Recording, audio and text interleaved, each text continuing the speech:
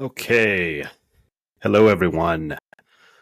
Sorry for the delay. Had some technical issues on the back end for anyone listening out there. All right. Thank you, everyone, joining me out there. Being live on LinkedIn and YouTube. My name is Paul Gewirtz, and thank you for joining me today for how to create an AI narrated podcast for your newsroom. So once again, we have people streaming in from LinkedIn, YouTube. So thanks to everybody that took the time to join me today. I will be publishing this video to YouTube and LinkedIn after the fact. So if if what we run through is something you're interested in, you can go back and go through it step by step after the fact. I'll put that up then. For those of you who don't know me, once again, my name is Paul Gewirtz. I am the founder of localpod.co, where we create podcasts for local news organizations. I'm also the host of the podcast Small Press, Big Ideas, which is about the business of local news in the United States. On that podcast, I interview entrepreneurs and journalists in the field to get their take on what's working, what isn't, and how local publishers can thrive in today's rapidly changing media landscape. So if that sounds like something that would be of interest to you, please go check that out in your favorite podcast apps, Small Press, Big Ideas. And you can find all this stuff on my LinkedIn page as well. So today, why are we here today? So I will share my screen real quick. A little over a year ago, when the AI buzz was really humming along, like many other people, maybe you included, I wanted to look into the new tools available to see what they can do for my business. And my business being as a podcast producer. And what I came across after, quick search is what is known as a TTS model. TTS stands for text to speech, and it is essentially exactly what it sounds like. It's an AI engine that takes written copy and converts it into human sounding audio. A lot of news publishers in particular probably already know about things like this, like audio articles are the most common reference point that I hear. Using software like Speechify and others where it will actually take your article on your homepage and convert it to audio. We'll get into how a podcast is different than that in just a second. First things first, though, what we need to do is talk about what is a podcast. And I promise I won't take too much of your time with all this stuff. But a podcast in 2024 can mean a lot of different things. A lot of people think of live videos on YouTube as podcasts. True crime comes to a lot of people's minds. It's a broad medium. It can mean a lot of things. For our purposes, a podcast is a few things. It's an on-demand show. On-demand audio is a big, important part of the piece. It's basically an MP3 file that is downloaded, listened to at a convenient time for the listener. Once again, on demand. Everything's going on demand. Everything's streaming. You don't have to wait for something, except for me being late to my own live stream this morning. Second piece is it uses an RSS feed, which is short for really simple syndication.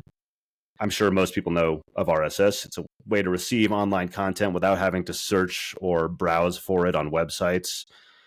RSS is delivered directly to the user in the form of a feed. Anyone who remembers peak blogosphere years probably knows about RSS. That RSS feed is then distributed to podcast apps that listeners use to listen to all of their podcasts. Everybody has their favorite. There are literally hundreds of different podcast apps. The cool thing about the RSS feed is it'll take your podcast and take it theoretically to every one of them. The two big ones are Apple Podcasts and Spotify. They're the most important. They're the elephants in the room, as I always say. But once again, those feeds can be distributed to YouTube as well as many, many other apps. So how are podcasts different from audio articles, like I kind of mentioned in the beginning? Once again, with news organizations in particular, I've had people ask me the difference between them. The big thing is that RSS feed, the going out directly to your device. With an audio article, you need to be already on a browser, reading a story, actively looking at a particular story. That is completely what you're focused on. And, that's just like an added bonus that you can listen to it. But that also helps us differentiate why podcasts are so powerful. And the real reason there's a few reasons. One is podcast listeners love podcasts because they can be consumed while doing other things. Any listeners out there, I'm sure, agree with me on this. This is the reason I love listening to podcasts. You can listen to it while you're commuting, while you're doing the dishes, while you're working out, walking the dog, et cetera, et cetera. And because of this, podcast engagement tends to be very high.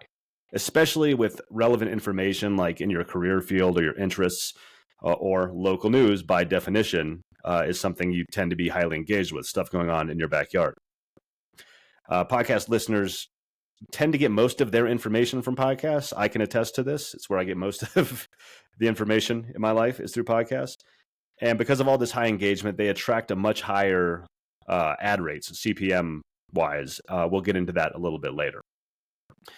One more final piece that is a big deal with the local news industry is that the podcast area, the podcast industry, I guess you could say, is a growing pie. The medium and the industry as a whole are growing each year.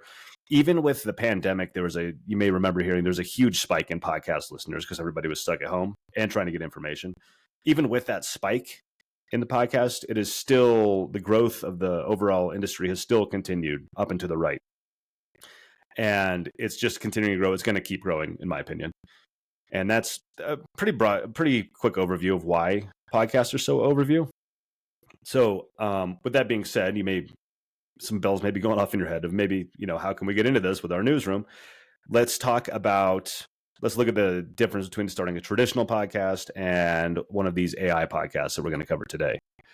So with a traditional podcast, if you want to start, first thing you're going to need to do, first thing most people do is they go and they buy a mic, right? It's the first thing you think of. And then that's going to lead to buying other equipment. You're going to need cords. You're going to need, depending on the kind of mic and interface, you're going to need headphones. You can see the stuff all around me right now. It tends to get very expensive. After that, you're going to go and you're going to try and soundproof a space so you get decent audio out of it. This can also be shockingly expensive. The brand name noise proofing that you see, the black panels kind of look like an egg cartons. I think the brand name is Oralex, is shockingly expensive. It makes a big difference, but it's just another added expense that goes into starting a regular podcast. Next, you're going to need to find a host or two or a panel. You're also going to have to worry about scheduling guests, find time in their schedules to record regularly. It leads to a lot of podcasts dropping off in production because it's hard to maintain this week in and week out, day in, day out, whatever the time frame may be. Then you're going to have to learn to edit and master audio. The alternative here, obviously, is to hire an audio editor at an additional expense. But if you want to DIY it, especially at the beginning, before you get into a groove, this will mostly consist of spending 1 hour recording, 3 or 4 hours editing the audio, an additional hour YouTubing how to edit a podcast, et cetera, et cetera, et cetera.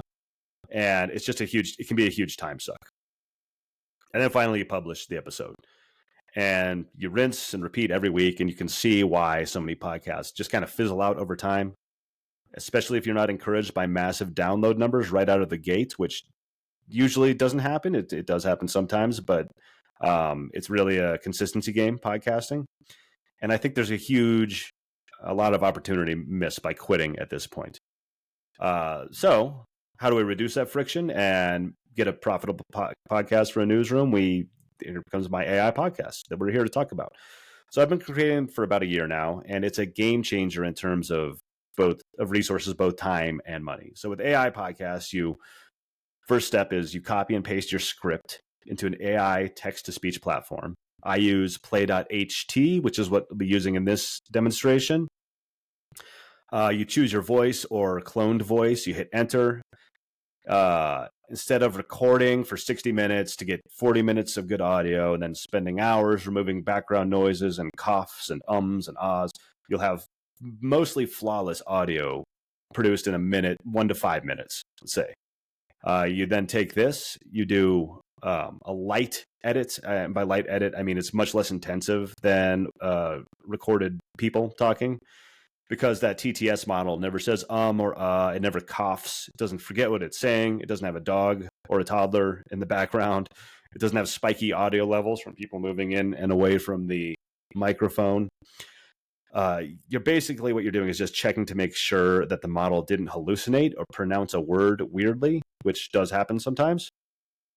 And then you'll publish it. Much easier process to get through, as you would with another podcast. And we're going to walk through that whole process today. This is a simplification, this chart right here. Today, we're going to walk through the whole thing. We're going to start with setting up hosting, creating your RSS feed. Then we'll head over to play.ht, run through the process of generating the audio for your podcast. I'll then show you where to find a great free audio editing software platform and how things work on that side a little bit. Then we'll head back over to the hosting platform, walk through scheduling your podcast, creating the title and show notes, etc.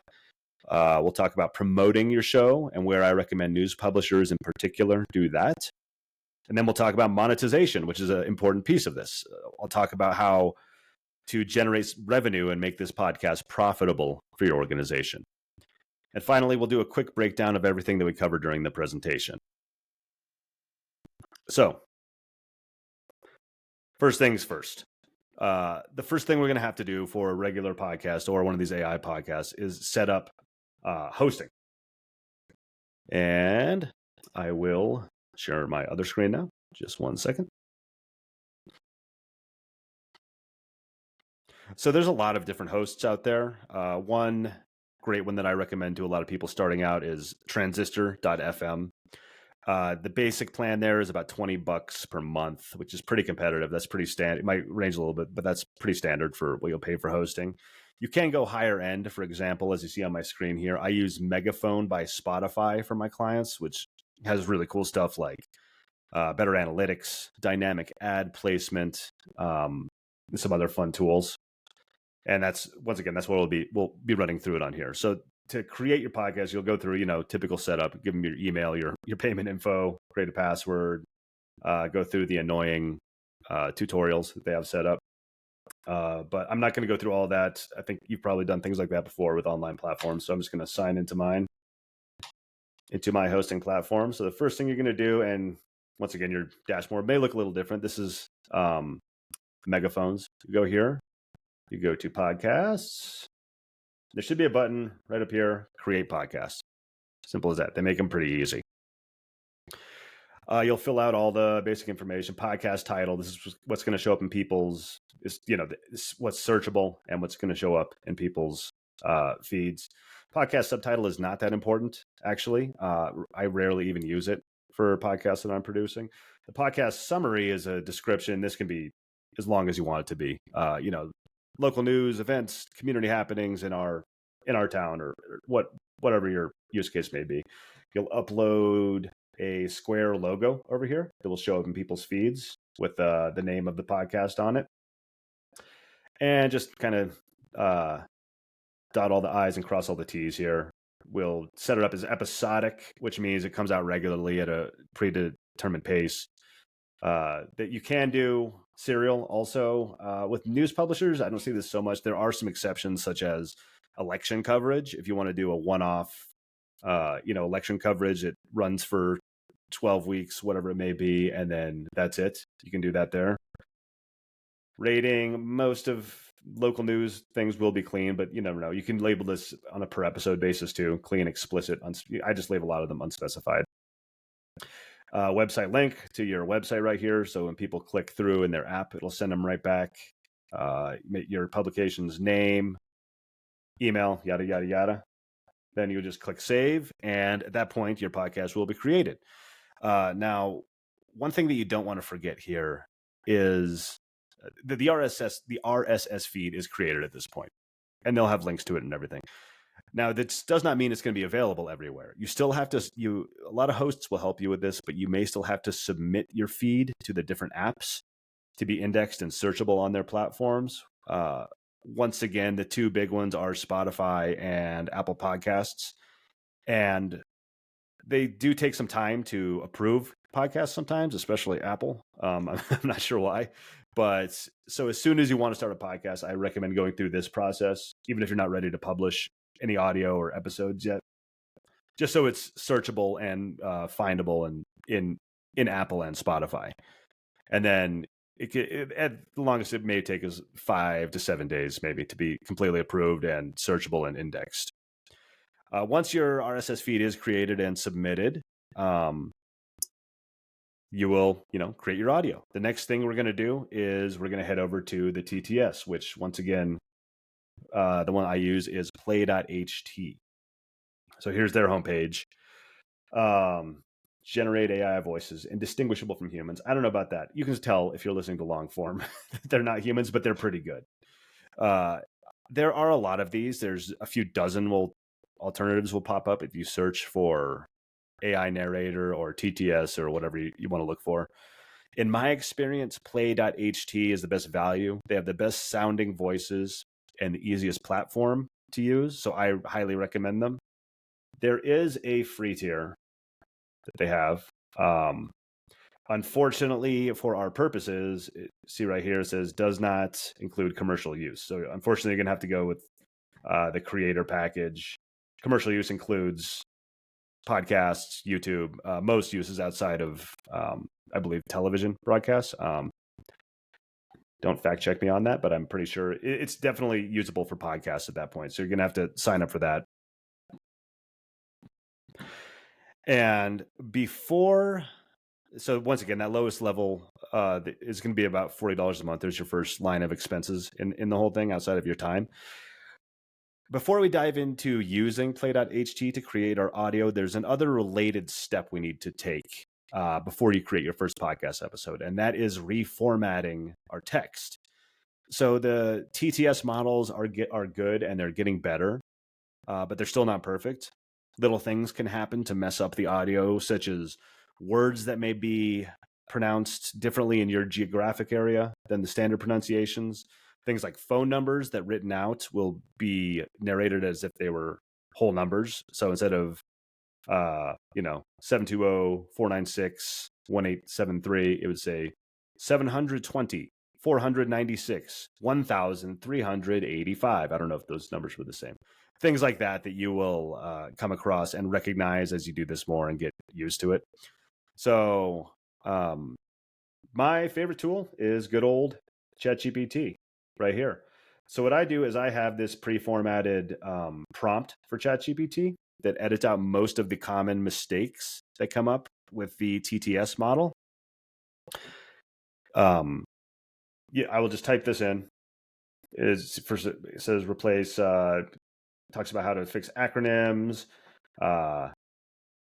because Jan 1 becomes January 1st, etc. Things like this. I have a list. If anybody's interested, I can send it to you of prompts. I will punch this in. Usually chat will say, sure, no problem. What do you want me to do? We'll go over here with this sample script. So for this example, which may be something that some of the folks listening here may run into. Sorry, my computer's lagging just a little bit. This is formatted for a newspaper for a client, and it's in columns and just spaced differently than standard spelling, which will give the TTS model fits if you just punch it in. So once again, we'll copy that. We'll paste it here with that prompt into ChatGPT, and it should spit us out a nice usable block of text that can be used in the text-to-speech model. I'll wait for it to finish up here. Thank you, Chat. I call him Chet. That's my pet name for ChatGPT. So we'll copy that. We'll head back over to here, head to the studio, create a new file up in the corner. I choose 2.0 is the best variety of voices they tend to have, and paste, and voila. So once we get to this point, I'm sorry, I lost my spot. Once we get to this point, it should pop up here. This is the editor. It's pretty easy. Next thing you'll do is you'll choose a voice. I like Susan, but there's a large amount of voices you can choose from on play.ht. You'll have their name, their gender, their accent, and language. Most of it British and American, some Canadians. And South African. That's new. All right, so some different Italian too. And you can sample them here.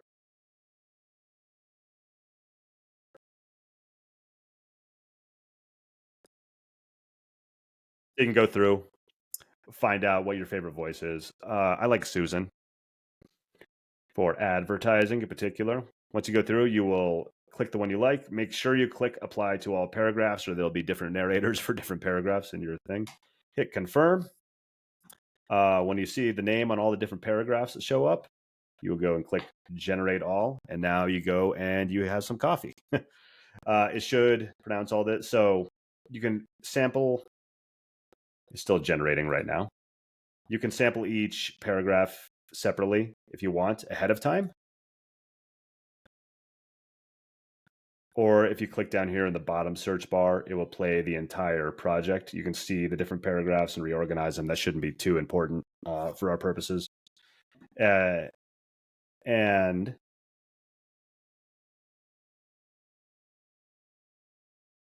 there we go. There's our audio is processed. So once all this is done and your audio is generated, you're going to click export. Make sure you click as a single audio file at this point. If you click each paragraph separately, this is a short example, but each one of these will be a different MP3 that's downloaded to your computer. And if it's a full 20-minute podcast, you may have dozens of these, and you just don't want to deal with that. So make sure you click, export as a single audio file. It's usually pretty quick. It'll generate this, and it's downloaded to your computer.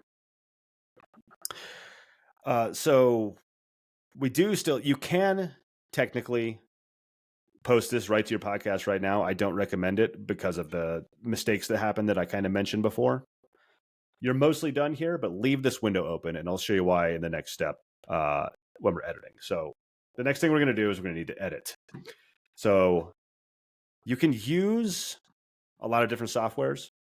There's many options. There's Adobe Audition, GarageBand, Pro Tools. Most of these, the ones I mentioned, are expensive and have capabilities that are a little overkill for our purposes for this kind of general podcast. My recommendation, unless you already have the stuff installed, is a free open source audio editor called Audacity. I'll go to their website right here. audacityteam.org is their website, and it's completely free, very robust. There are tons of resources on YouTube. They have their own wiki on how to use it. Most audio editors work pretty similarly if you're experienced with them. So you would just go and download this, and I'll open it up now. It's a great tool. This is what the interface will look like here on this side. So once you have downloaded your audio through play.ht, you just go. So once we open it up, we're going to go open our file from play.ht. There we go. There is your waveform that you'll be working with to edit. And, I'll kind of run back through what I said. It's great for editing humans, but it'll work great for this AI editing as well. So what I'm going to do to listen, you just click play. If you need to edit something, you can highlight it, edit, you can cut, delete. There's plenty of shortcuts here you can use as well. They come in very handy. So when we're editing the podcast, what we're going to do, we're going to leave this, having an extra monitor comes in great here. I will leave this open in one monitor. I'll open up the play.ht dashboard where we generated that, the AI audio in another, so we can go back and forth. And basically what I'll do, I'll just click play at the beginning and I'll listen through and read along in the other monitor in the play.ht dashboard. As you get better and learn the shortcuts really well, you can actually speed up the play, so you can speed up your editing process even more. And it sounds kind of funny. No? Here we go. So you can edit a chipmunk instead. And basically what you're going to do, you're just going to listen through, read along, make sure everything sounds correctly. A lot of times it'll do a huge chunk, but you almost never make it through an entire episode without some edits that you need to make. Hallucinations by the AI, mispronunciations, etc. We went over that before. Or errors that you didn't catch in your text. As you get better, when there is a mistake, you'll stop the playback in Audacity. You'll go to play.ht. You'll find the location where the mistake is occurred. And then we'll just fix that one mistake right here. So I have an example queued up. Give me just a moment.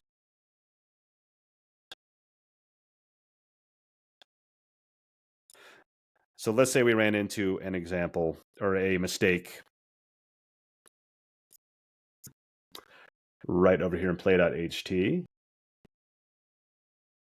So let's say that you didn't format this correctly right here, this second paragraph, this address. And this is what it sounds like in the editor.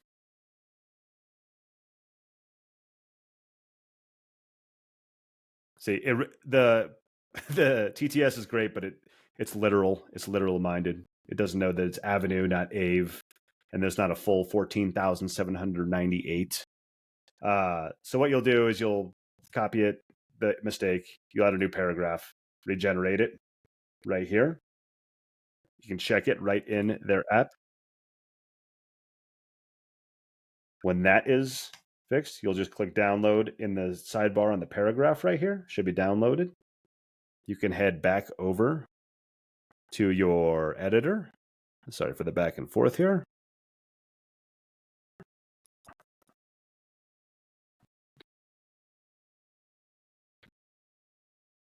You'll open up the corrected version.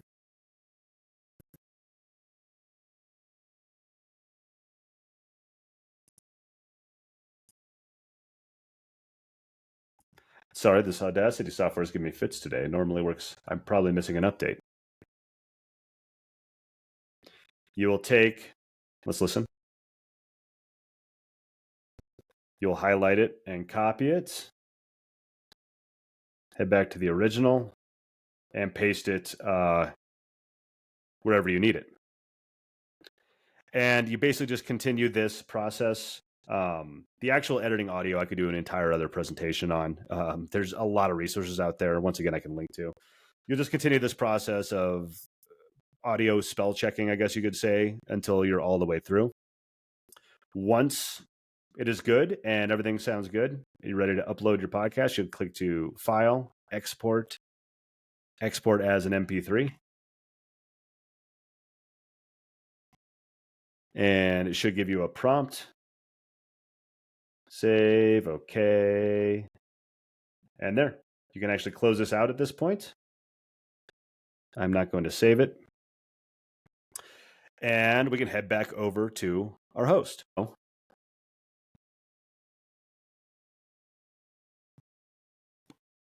There we go. So from here, we're back in our host. We have our audio all produced and edited, spell checked, as you could say, I guess. Head over to podcast. I'll go to my Small Press Big Ideas podcast. We'll click create episode. The wording may be different on different platforms, but it's generally pretty close to the same. Enter the episode title, subtitle, rating, episode number, episode season, if that's relevant to you. The title, so the things to remember here, the title is the hook. The big important things are the title and the description. The title is the hook. That's what people see in their feed. So you really want to catch their eye. Similar as, if you're writing a story, you want to, don't bury the lead. Just be as descriptive and eye-catching and as you can right here. I don't recommend neglecting this part of the process. So you will do your title, your description. You can do a much longer description here with relevant links mentioned in the podcast. You can also link to advertisers, which advertisers love because they can click right out of the app while they're listening to it to wherever they would like the listeners to head to. If your host offers dynamic ad placement, you can, which means basically you can put ads in and out, remove them at a later time. You can choose a spot for that at this point.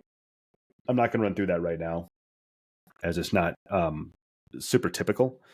Once you're done with that, you will just click save. I'm sorry. So you can save it as a draft. You can schedule it for a later time, which is great. Or you can publish the episode now once you're done. Just click save here. I'm not going to publish it because I don't want this going out in my feed. And that's it. And you are all set. Your podcast is out in the world, in people's apps, ready to be listened to.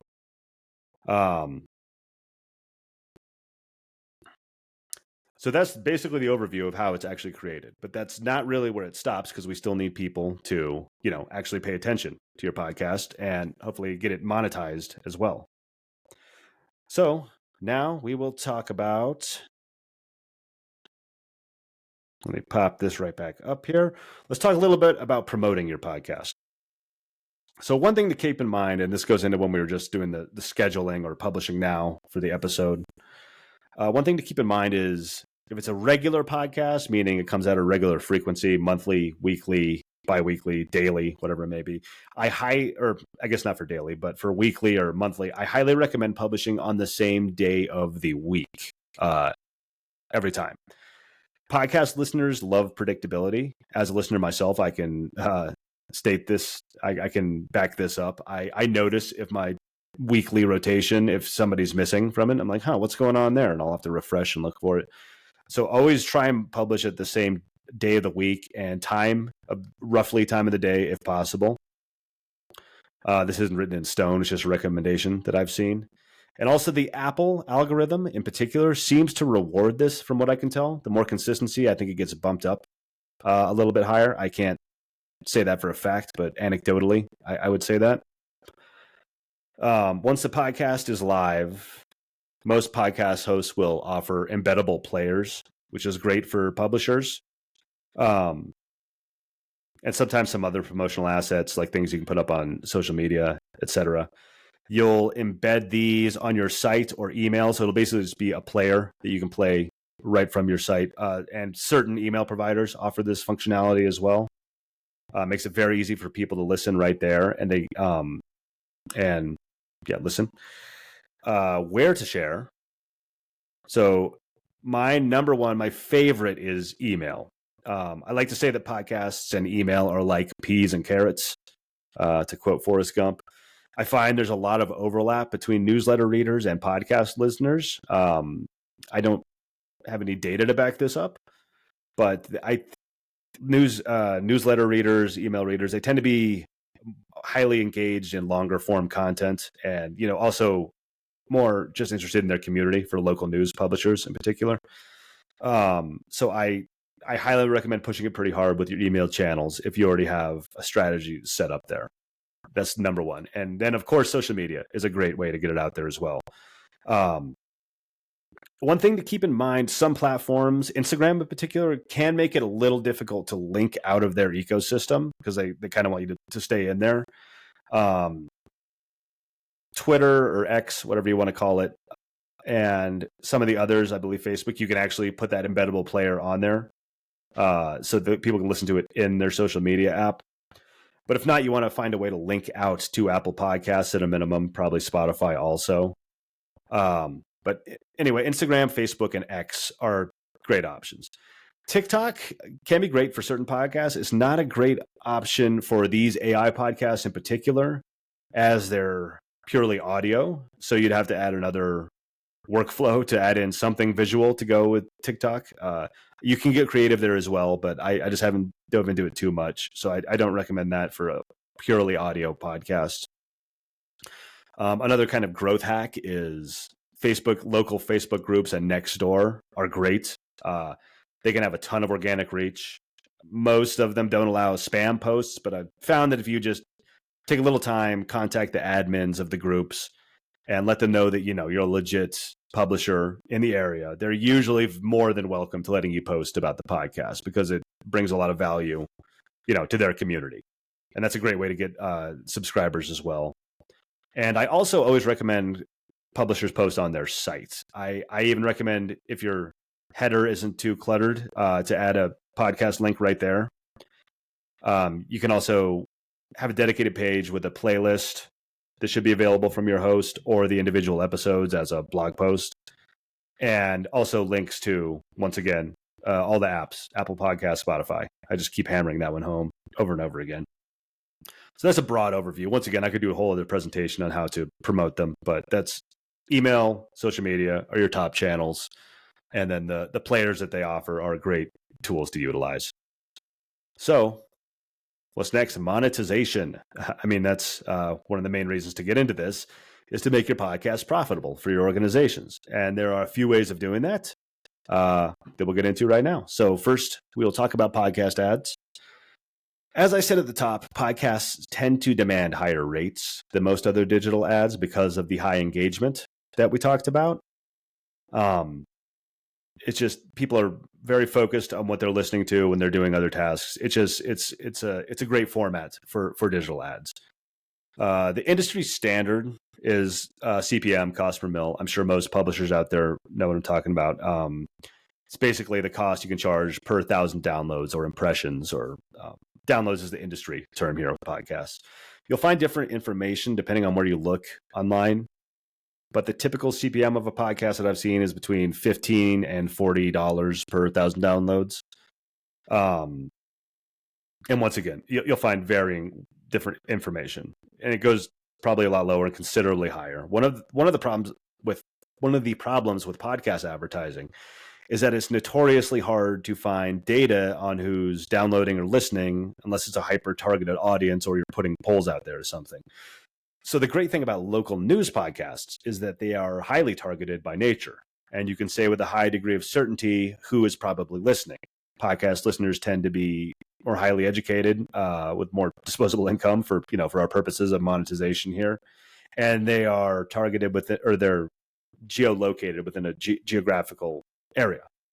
So with that being said, I advise a much higher CPM rates to charge with if you're going this route of charging a CPM rate for ads. And I have seen success at these higher rates, $50 to $150 and even up.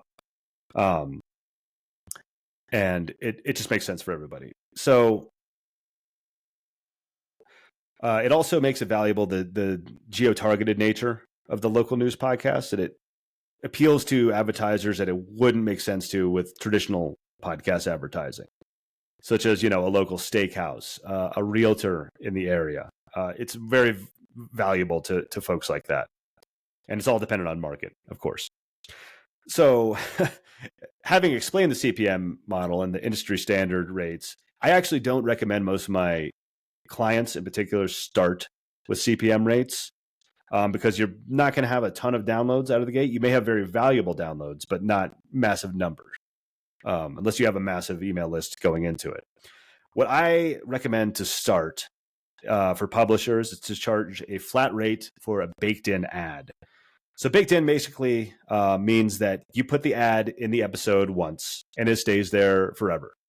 So someone can download an episode a year after it's published and still hear that ad from the original advertiser. Advertisers love this as compared with dynamic ads, which can be removed later because, it's more of an evergreen strategy. And there's that link in the podcast app in the show notes to their information that just lives there forever.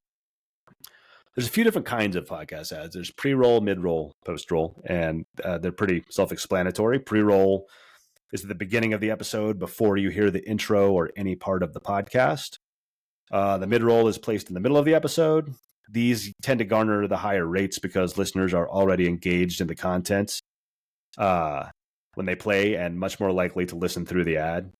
And then a post-roll at the end of the episode after the outro or closing credits, if you have any. And my base rates I advise for baked-in ads is $20 for a pre-roll, $35 for a mid-roll, $15 for a post-roll. And so it should also be noted. So I'm sorry, let me back up. So if you can fill this inventory out and sell one per each, that's $70 per episode.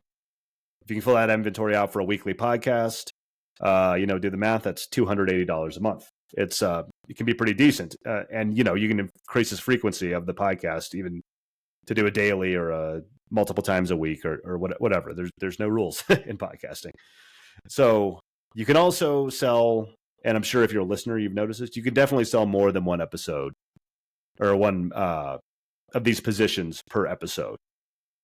One thing to keep in mind is you don't want to overload your episode with ads. I think the industry standard is no more than about 15% of the runtime of the episode should be advertising. So if you have, say, 2,500 word script that translates into a 24-minute podcast or so, roughly, you can definitely fill out two each of these. And, basically just 2x that. That's $560 a month at that point for your weekly podcast. So one thing to consider here is, it may be harder, may be more time consuming to fill out to sell out all the inventory. It's just dealing with a lot more advertisers, coordinating all that.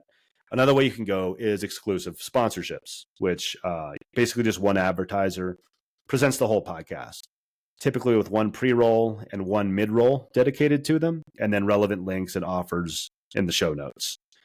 My advised minimum for this is $65 per episode to start, and this can obviously be scaled over time. So they're getting a slight discount. As you remember in the previous, the 3 different ads fully sold out would be $70. So they can just buy the whole episode for $65. And I've had clients who've also worked with sponsors to get even better rates on a whole season or a one-off election season podcast or per quarter. You can get really creative here. And yeah, that's a great way to start monetizing as well. And so one final piece for monetization is subscriptions. In full transparency, I haven't actually done this for a client. In my opinion, and I'm sure local news publishers can relate to this, it can be very difficult to get podcast listeners to pay for something that they're used to getting for free. But it is an option, and it is working for some podcasts out there. So I thought I'd throw it in this demonstration as well. So I have had clients just do this on their own by putting links and info to the podcast behind an existing paywall they have. And, it's just shared behind their existing bundle or offer that they have going. You can also use a dedicated service for this, such as supercast.com. They offer the ability to charge for access to the RSS feed to the podcast on a monthly rate. They and it's pretty affordable. It's 59 cents per subscriber per month, plus the Stripe fees, which is another, for a lower rate, is about 30 cents, I believe, in that ballpark. And you can typically expect to get $5 to $7 per listener per month as a subscriber. And the math may be different here in some markets. Once again, you can also get creative with subscriptions instead of just hiding the entire show behind, like if you're using Supercast, behind the paywall. You can offer the podcast for free with added content available, maybe interviews with people in the community. For paid subscribers, you can advertise the paid tier in the free one with the clickable links. Just do maybe half the episode and then have a quick message that to hear the full episode, support our organization. You can get really creative with all this stuff too. So yeah, that kind of wraps up monetization, and there's a lot of creativity that can go in here as well. So let's go through a quick breakdown of the whole podcast. And I know we're getting close to time. Sorry for my technical difficulties at the start, but we'll be wrapping up pretty quick here. So let's go through a quick breakdown of the monetary and human resources that it takes to create an AI narrated podcast. So first, in terms of cost, pretty straightforward. $20 a month for hosting, $40 a month for the play.ht platform and all the included rights there. There's $60 a month.